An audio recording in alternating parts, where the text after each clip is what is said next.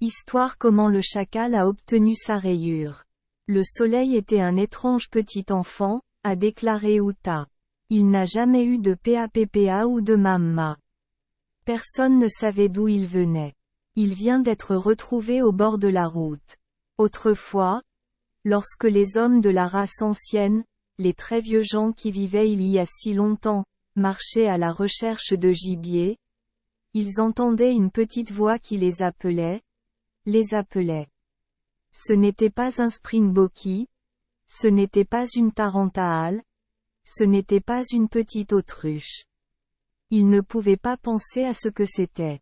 Mais ça a continué. La tête d'Uta hocha la tête au rythme de ses répétitions. Pourquoi ne sont-ils pas allés voir? Demanda Willem. Ils l'ont fait, mon bâche.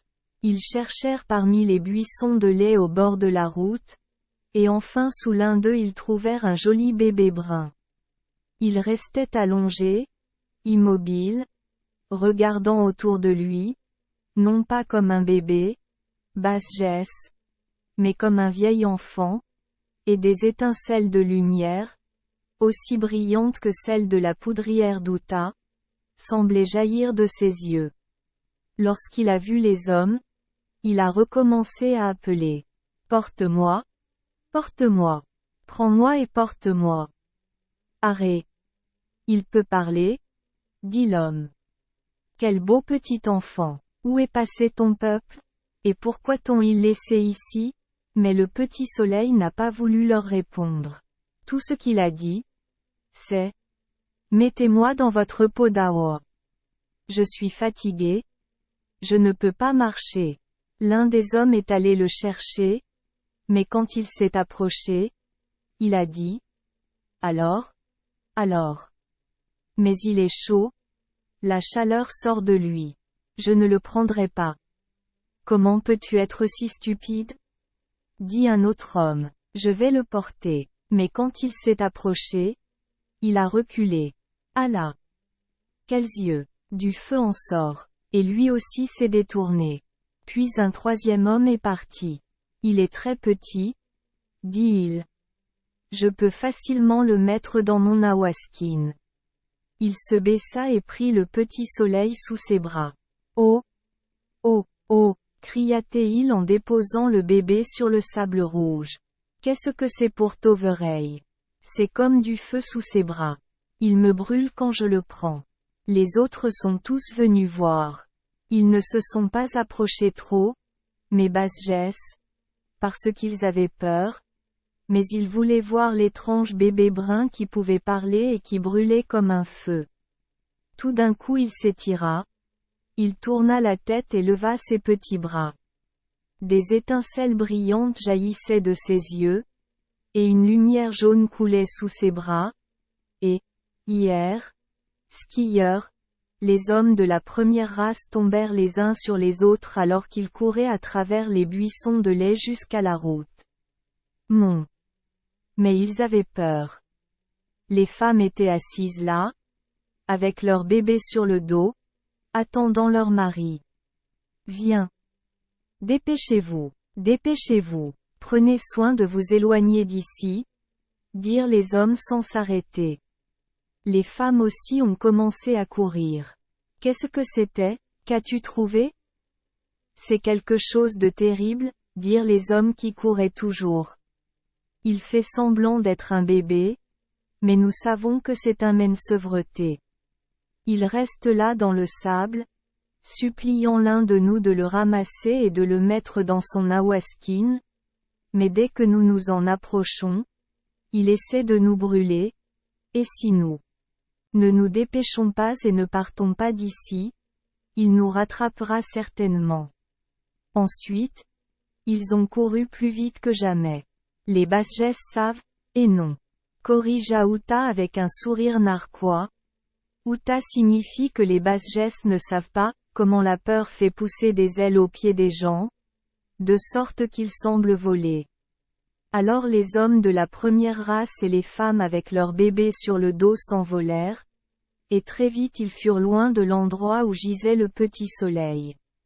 Mais quelqu'un regardait, mais basse Jess, depuis un buisson à proximité. C'était Jackals, avec ses yeux brillants, son nez pointu et son ventre près du sol.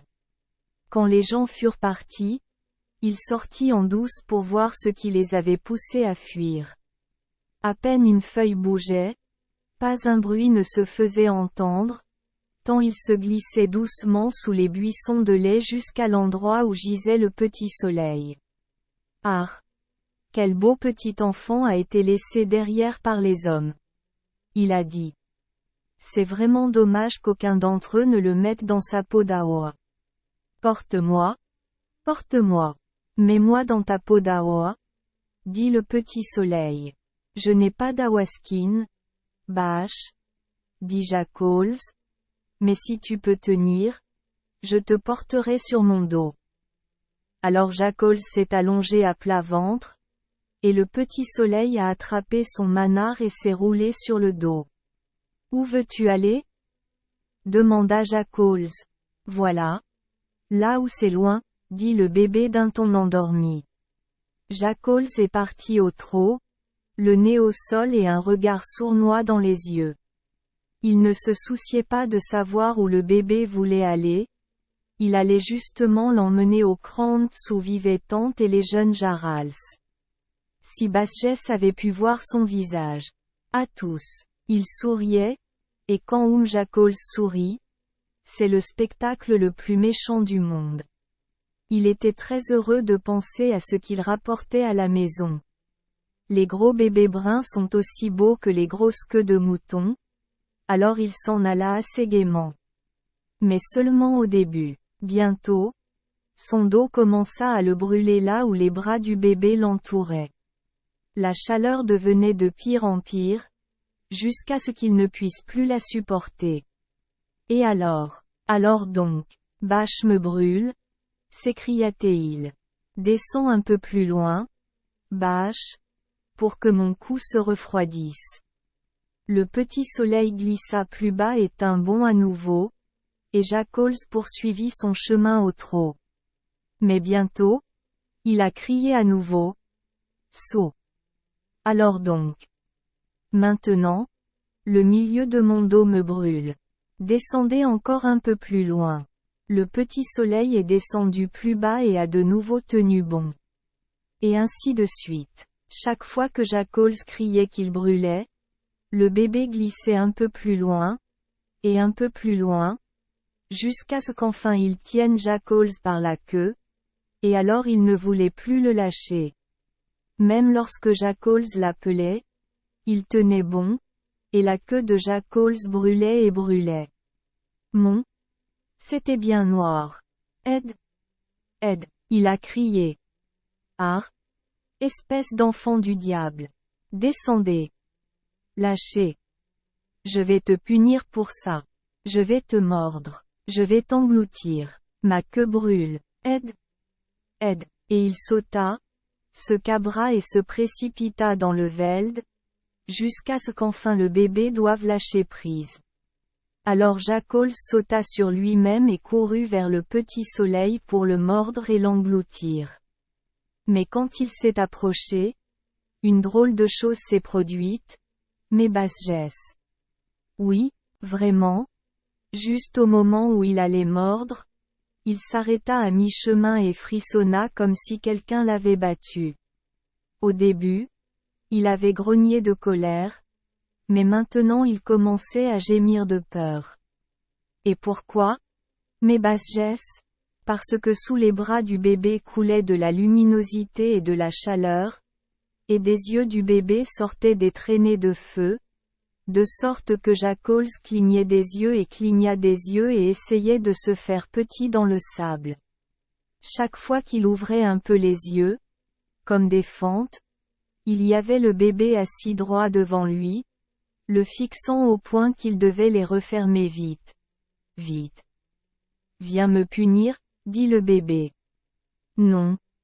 Bâche. Vraiment non. Dit Jackals d'une toute petite voix. Pourquoi devrais-je te punir? Viens me mordre, dit le bébé. Non. Bâche. Non. Je n'y penserai jamais. Jackals se fit encore un peu plus petit dans le sable. Viens m'engloutir, dit le bébé. Puis Jackals poussa un cri et essaya de ramper plus loin. Un si brave petit enfant, dit-il en essayant de rendre sa voix douce, qui ferait une chose aussi méchante? Vous le feriez, dit le petit soleil. Quand tu m'avais transporté sain et sauf jusqu'à ton krantz, tu m'aurais englouti. Vous êtes tellement intelligent, Jackals, mais parfois vous rencontrerez votre partenaire. Maintenant, regarde-moi bien. Jackals ne voulait pas regarder, mais Basjess, mais c'était comme si quelque chose lui faisait ouvrir les yeux, et il restait là à regarder le bébé, et le bébé le regardait alors, mais Basjess, juste comme ça, Uta étendait ses yeux au maximum et tenait tour à tour chaque enfant fasciné. Tu me reconnaîtras à nouveau quand tu me verras, dit le bébé, mais plus jamais tu ne pourras me regarder en face. Et maintenant tu peux y aller.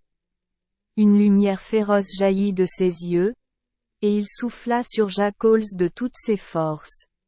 Son souffle était comme une flamme brûlante, et Jackals, à moitié mort d'effroi, poussa un grand hurlement et s'enfuit par-dessus le vlacté.